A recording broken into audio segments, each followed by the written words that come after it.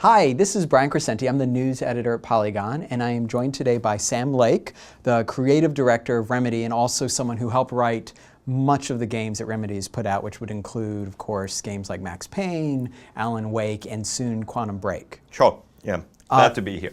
So let's start just with what you do. What was the original Max Payne, was that the first game you actually wrote?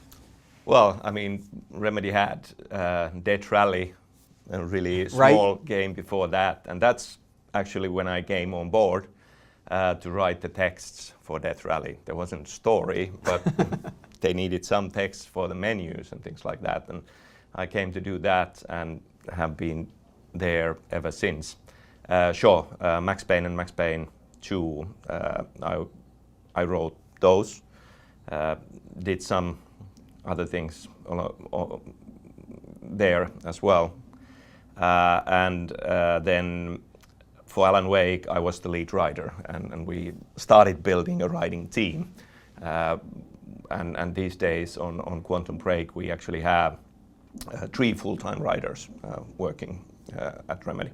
Now, we were talking a little bit earlier, we're here in New York, and you said you hadn't actually, despite the fact that Max Payne takes place in New York, you hadn't visited New York until after those first 2, is that right? Yeah, that's true. Yeah. So where did you get, were you just looking at like the Hollywood representation of New York? Yeah, for me it was really kind of pop culture of it, just kind of hard-boiled crime fiction and drawing inspiration from all of that, kind of that soup of pop culture, all kinds of movies, classic hard-boiled books like Chandler and Hammett, and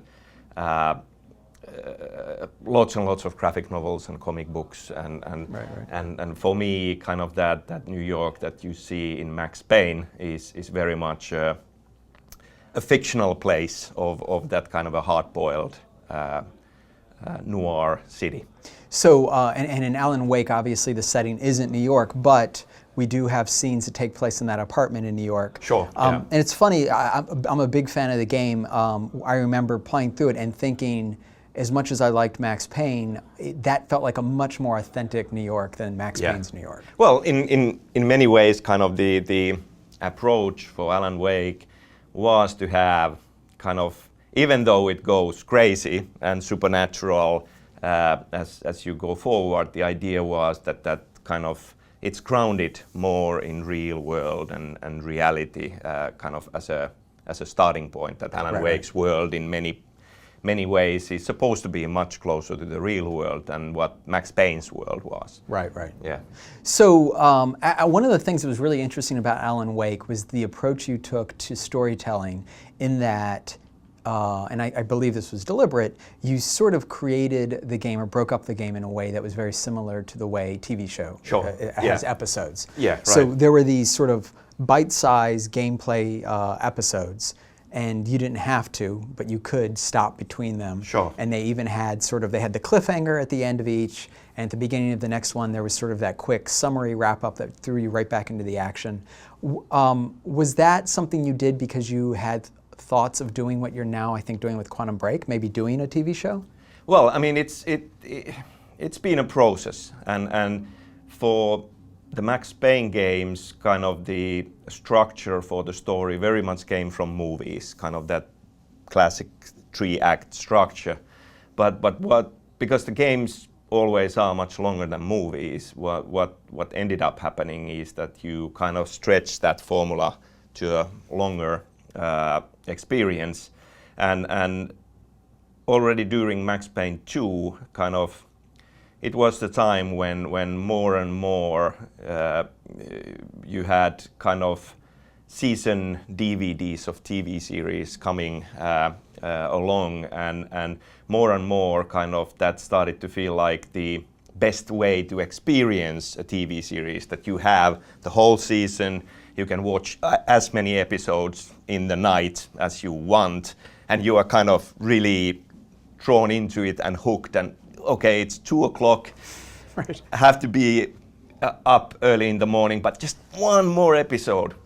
And kind of around that time I started thinking that this this kind of a structure would actually be a perfect structure for a video game. That it keeps you hooked and it creates those cliffhangers along the way that make you want to go on. And it has still kind of certain similarities to what the level structure of a game is. Right. So that was very much part of the plan for Alan Wake already, that let's go episodic, even though it is the full game. Right. But just from the pacing perspective, that this would be a really, really nice way of building the story for a game. And we are on that route still, just kind of honing that and improving that, and how can we make it even a more enjoyable roller coaster ride. Right. So I like I said, I really, really liked Alan Wake. I was not as big a fan of those follow-up episodes that came out after the DLC, mostly because first I really liked the ending, and while I wanted more closure. I think it's one of those things where with some like movies and books, you want more closure, but really you don't want more closure. Sure. Like you want it to end as a cliffhanger. But it felt different. It felt like maybe you guys toyed around with the idea of doing sort of extending that fiction, and then at some point maybe decided, okay, we're not going to do that. Was there some internal discussion about doing this for a long time and then you changed your mind? I mean, kind of, you have obviously always in these things kind of different reasons for why things work the way they do, and obviously kind of as we went through earlier, kind of at that point we still had plans of possibly doing Alan Wake 2. That didn't work out as kind of we've covered previously, but that was also kind of because those plans and that thinking was happening. There was a limited amount of fiction that we could place after the first game and before the potential sequel. Right. So we didn't want to kind of jump into a totally kind of new season of the story. It was something in between, and that's a big reason of why the DLCs turned out the way they did. They add to the certain things and extend, but we didn't want to jump on a kind of a totally different phase of Alan Wake's journey. So Quantum Break, I understand the story and the gameplay, the basic story. Sure. And it seems like the basic gameplay of what you've talked about in terms of time travel. But what I'm still slightly confused about is this notion, I think, that you also want to have an actual TV show. Sure. And can you explain, so you're going to have both a TV show and a game? You know, Quantum Break, in many ways, first and foremost, it's a game. It's a big story-driven cinematic action adventure kind of, and in many ways we are taking everything that we have learned from previous games and just raising the bar much higher, and taking all of those learnings. But at the same time, almost as a feature of the game, it is an entertainment experience. And with that, it's a fusion of a game and a live-action show. So once again, as with Alan Wake, we are using episodic TV series kind of a pacing for the storytelling, but it still ships on one disc, everything, both the game and the show. Huh, okay. And the idea is that they are meant to be consumed together. And the idea is that you first play through an act of the game, and then you get to watch an episode of the show. And so they are kind of, acts of the game are interleaved with the episodes of the show. And what we have there kind of as a connecting tissue is that we have these moments of choice that are related to the fiction of time powers. Our bad guy in the game, Paul Serene, has the most powerful time powers of all, and he has this ability, this junction ability, where he can see glimpses of different futures, different timelines. and actually in these junction moments that always, it's almost like a dynamic player created cliffhanger at the end of each act of the game. You get to play the bad guy, you get to explore these glimpses and visions of two different futures at each junction point, and you make a choice which future comes to be.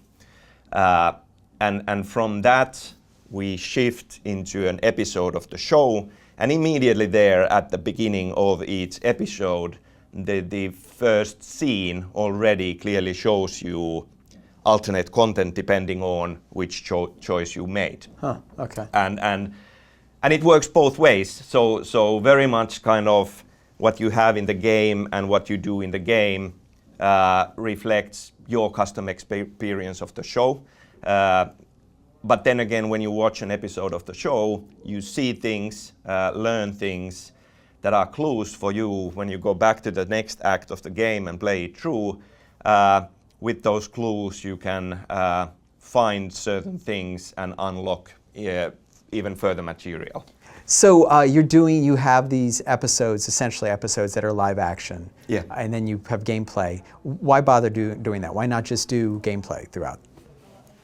Well, I mean, in many ways, the live action show gives us opportunities of approaching things from a slightly different angle that we probably wouldn't do just purely as part of the gameplay. Obviously, it's just the storytelling that what we have as a game is this big cinematic action adventure, and how you tell story in there. Sure, you have character moments and adventure moments, but it's, of course, everything is still gameplay all the time, and that limits you in some ways. That gives you awesome opportunities in certain areas, but then in certain other areas it means that okay, we can't do this.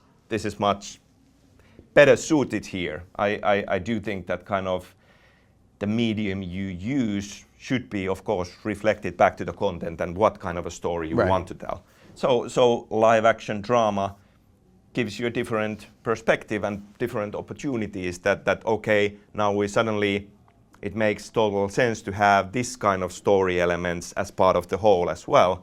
And it gives you nice opportunities to have kind of even more closer kind of character drama moments between characters, what the TV is about. Right. And what necessarily kind of, there are those touches, of course, but big high octane action adventure doesn't have that much of that kind of a content. It has some, but the live action gives us an opportunity to go much deeper into that side of things as well. So we feel that kind of combining these elements, you really do get best of both worlds, and it definitely kind of gives you opportunities of use different approaches. That this is better suited for this, more kind of close character drama, and then again, big things happening on the game side. It's interesting. You said a little earlier. You mentioned the idea of the uncanny valley and that sort of dissonance between game graphics and a real person. I kind of feel like I agree that in my mind a lot of those issues have sort of been, I don't know if we've solved it, or if it's been solved, but I think that there are tricks and ways to get around it now. Yeah. I think the big thing of this coming generation is solving the idea of narrative dissonance, which is like, BioShock Infinite is a great game, but ultimately you're running around killing a lot of people. Sure. And so, like, do you think this solves some of that? Are you going back and forth between medium? Yeah, some of that. Some of those challenges definitely are there. I mean, it is an action game, so we have plenty of enemies there. And obviously that's something that we do talk about and think about a lot. How do we make this kind of feel believable? And it's a very, very interesting challenge In some ways, there are certain aspects of it you want to solve.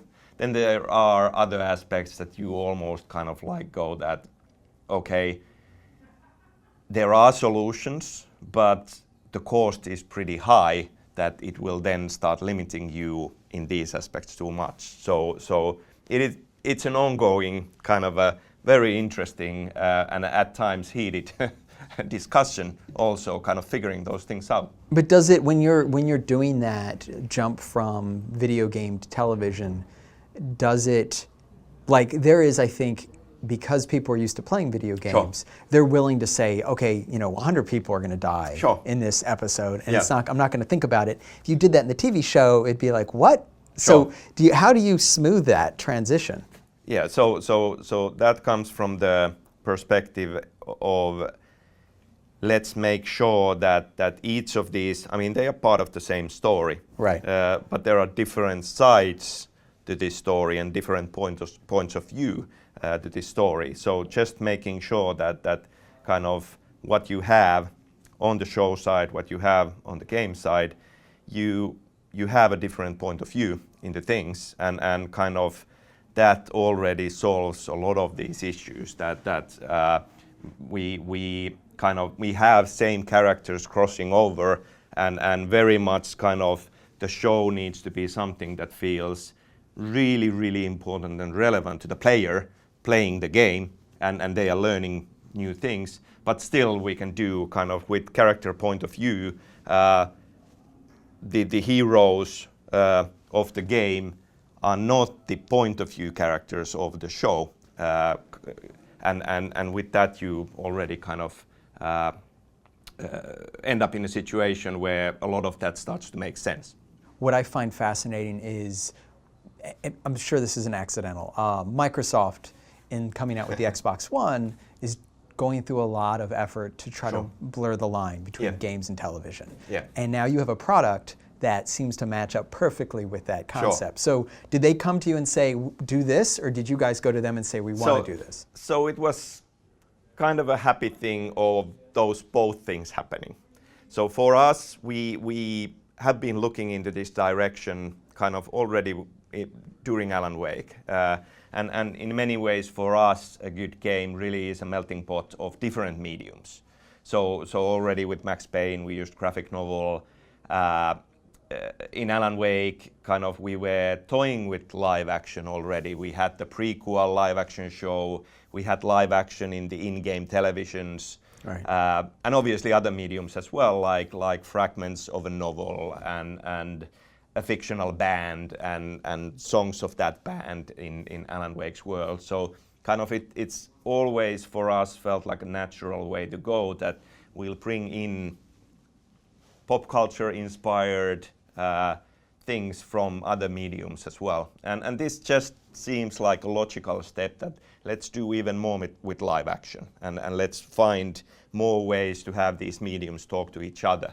And that was what we definitely wanted to do. And at the same time, obviously, with Xbox One being that kind of an entertainment device, Microsoft very much wants that to be kind of that living room experience of different mediums combined. So it felt like a really good opportunity for us to cooperate on Quantum Break. So it's interesting, this is getting into the weeds a little, but the Xbox One, when you're watching TV, has something called the One Guide, which is the television guide. Sure. And in there, you can do something called favorites, which allows you to pin your favorite channels, but also things like Netflix. When I was talking to Microsoft, I said, well, could you see something game-like being pinned in there? Yeah. This sounds like it would fit perfectly, because it's a television show. So like, is that something you guys have looked at? Yeah. We kind of still refining the details, but very much that's something that we are discussing. Yeah. Do you think that I know you work mostly in a form of storytelling that isn't sort of like television or movie where you have to view it at specific times, but do you think that when you start sort of experimenting with this sort of episodic storytelling, does that take away from it, like the experience? I think television has always had, broadcast television has always had this sense of community, this communal sort of, we're all watching this at the same time. Sure. Video games don't. Do you feel like because you're now delivering both those experiences, sort of like TV, have you ever said, hey, why don't we say people need to play this game at 8 p.m. on Sunday night, like this episode? Yeah, I mean, that's an interesting topic in many ways. At the same time, I do think, kind of for me at least, it feels that there is a social aspect on things like Netflix and kind of HBO and all of that usually you have kind of among your friends, people are just waiting that, okay, when do we gain access to the new season? Right. And then very often people kind of, if they're really fans and kind of eager to get their hands on those, they tend to binge a bit that let's watch all of these now. Right. And then you get kind of whole social media going on with people commenting on that. And so to me there is a social aspect kind of in the new forms of just kind of consuming TV series. Well, so that's true. But that social aspect is tied to the idea that you have multiple seasons. Sure. Is Quantum Break at the point where you guys can, like, do you feel like you're committing to the fact that there might be multiple seasons with Quantum Break? I kind of think that it is the same reality as with TV shows, if it does well enough. And obviously we are from the get-go planning for a bigger thing, and already we have story sketched out for much longer period than just kind of just the first season, the game. Right. But that depends on many kind of business realities as well. So you have both a game and a TV show. I know they're packaged together, but Microsoft publishes games. They're working now on television. Sure. Who do you talk to? Do you talk to their television people or their game people or both? Well, both. And it is a close cooperation and also a really interesting big challenge because it makes the whole thing more complex to make. But we have good guys on it, also kind of talent from TV side who have a lot of experience working on it, helping along, but it's still kind of, the whole thing is very much a very tight cooperation because there is so much overlap, so many kind of connections, and it needs to, first and foremost, it needs to kind of feel like one smooth experience from the beginning to the end. So it's not like there is a completely separate set of people working on one aspect and a separate set of people working on the other. We are there together, kind of figuring it out. And in terms of getting sort of approval for that next season, then is that you think they're going to look at sales, or is there some other like, because it's TV, like? I'm not the business guy, so good answer. I just worry about the getting the content as cool and awesome as possible. So we spoke with Phil Spencer earlier this week, Sure. And your game was brought up. He said specifically, he was talking about you. He said that he had seen a lot of new content. I think he was just in Europe this past week or Sure, he was, recently. yeah. And he said that he was really, it sounded like he was really impressed with what he saw. And he said that he was hoping that he could get you to go out there and start talking about this. And it sounded like he was sort of internally, they were debating whether it'd be this year. Do you have any sense yet? Have you heard? This is a discussion that's happening right now. Okay. So let's see. I mean, of course, I'm always eager to show more of kind of there is lots and lots of really cool material that we have. Let's see. Yeah. Do you think you would go to television critics with this, or do you think you're still going to stick with video games for now? I think that this will be interesting, kind of working this out and going through. Kind of there is a. I mean, first and foremost, we see it as a game, but there is that live action show aspect to it. So it will be interesting to see. What do you think about the Xbox One? We've all sort of been messing around with it. The review embargo's up, so we've put our review up. I'm assuming you guys have maybe at least one Xbox One. We have a few. You have a few. What do you think? Is there anything that really is compelling to you? It's cool. I mean, as said, I'm a content guy first and foremost, but clearly there are really awesome opportunities of pushing that content forward. I mean, I guess that it's today that we stop talking about next gen and start talking about current gen. Right. But obviously it's kind of, as it always is, that it's still kind of keeps on evolving and getting better and better and better as we go forward. I mean, I'm really excited about things that we kind of see at Remedy daily on screen, kind of awesome stuff, and obviously a lot of talented people on that. But the opportunities with what we have for Quantum Break is our North Light storytelling technology and kind of just the character stuff, just the fact that it really feels that we now have digital doubles of the actors there, real time in game, and all the small nuances happening. It's kind of, especially with Quantum Break, with the live action component, in many ways it feels that we have kind of managed to cross that dreaded uncanny valley, and now we have an experience where we have side by side the game with digital doubles of the actors, and those same actors then in live action show, and together that makes one kind of experience that feels seamless and feels really cool.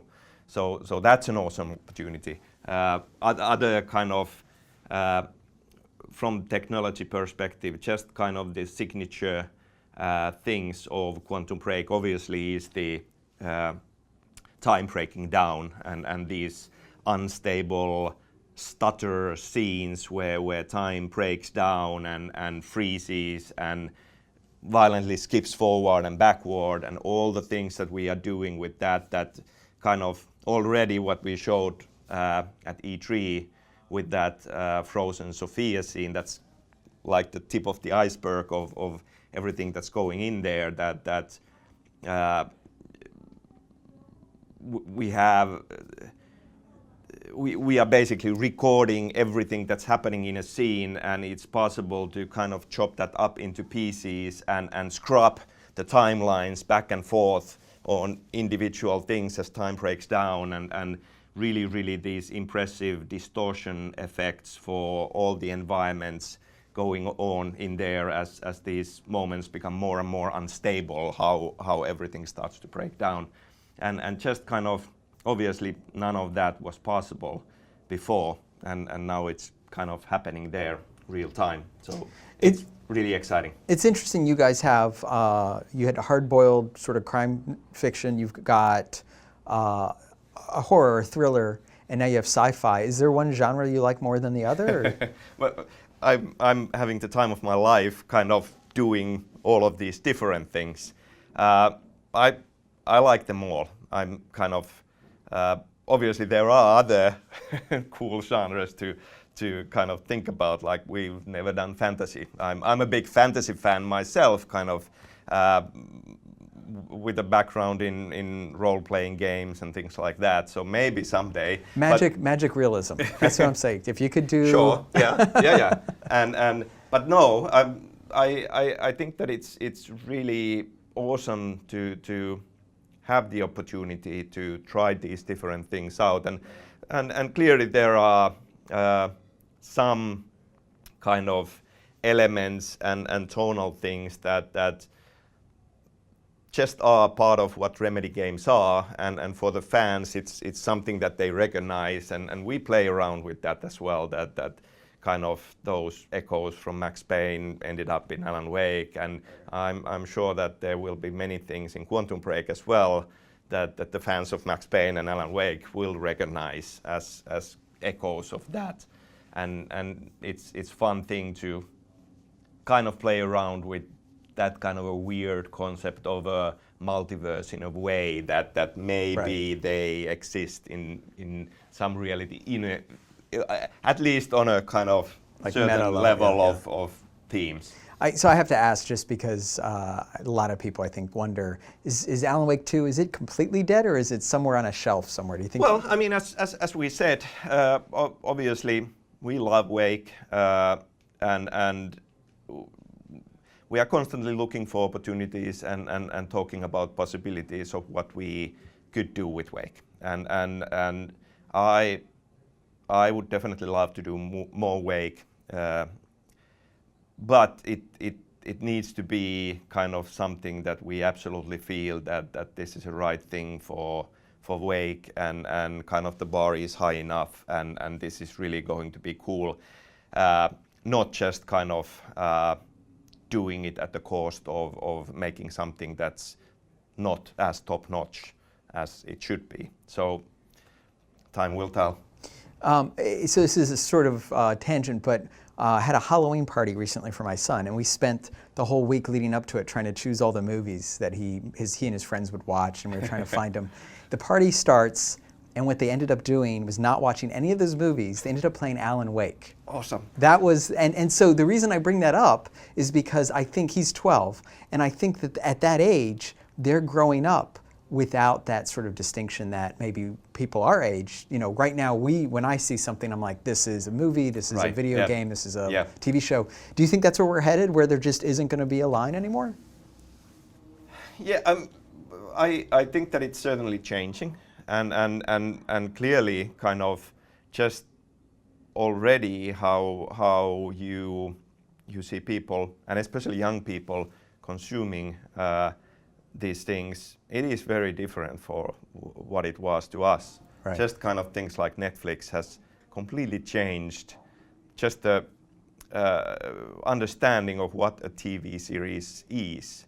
That it's just, you have these episodes there, and now you are watching them at your own pace. Right. And my daughter does that all the time. She's 9, and kind of experiences all of her favorite things through that, and it is kind of, it's very much kind of a mix of different mediums of already has been that then, okay, now I want to play something, and now I watch this episode, and it seems that it's kind of mixing more and more, and obviously now this generation with the new consoles will be much more into that direction. Right.